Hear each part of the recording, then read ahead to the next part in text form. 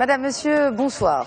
La Banque mondiale classe le Maroc 3e sur 136 pays en termes d'initiatives d'action d'intérêt général à travers l'initiative nationale de développement humain, l'INDH.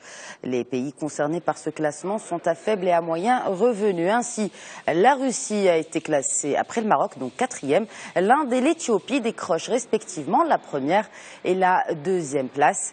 Le rapport de la Banque mondiale s'est basé sur une enquête réalisée en 2009, enquête qui a décortiqué l'état de la politique sociale des pays concernés. Et là, le Maroc, par le biais de l'INDH, a réalisé d'importantes avancées dans le domaine donc du développement humain.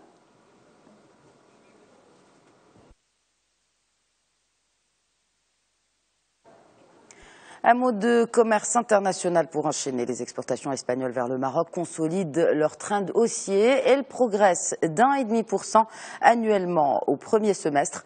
Le marché marocain reste ainsi la première destination africaine des exportations ibériques.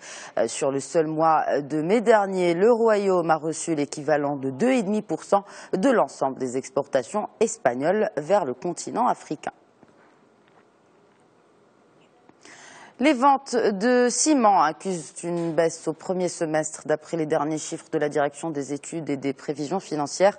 1,3% de baisse donc sur les 6 premiers mois de l'année, sans oublier le recul de 3,5% sur la même période de l'an dernier, en 2015, en dépit d'une tentative de redressement au premier trimestre. Les ventes ont rechuté de 3% un trimestre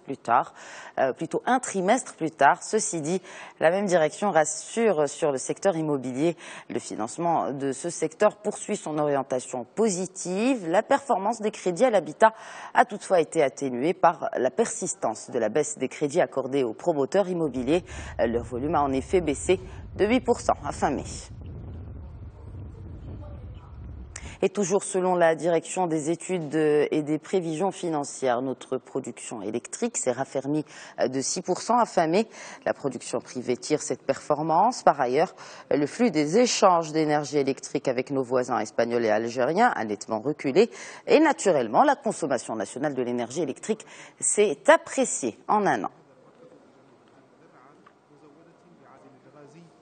Énergie toujours, l'ONE vient de lancer un appel à préqualification pour des projets photovoltaïques sur des sites au Maroc. Dans son avis, l'Office n'a pas chiffré le montant de ces projets, mais les financements prévus par les bailleurs totalisent environ 150 millions de dollars.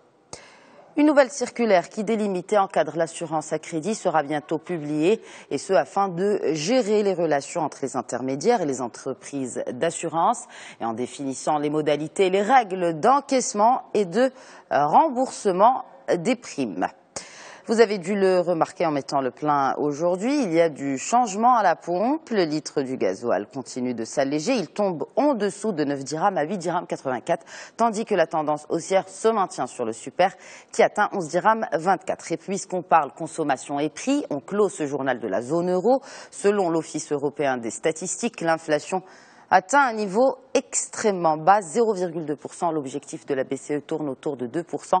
Le spectre donc de la déflation plane sur la zone euro et inquiète les responsables de la BCE sur la poursuite ou non de leur politique monétaire. Voilà donc pour l'essentiel de l'actualité économique. Excellente soirée à tous.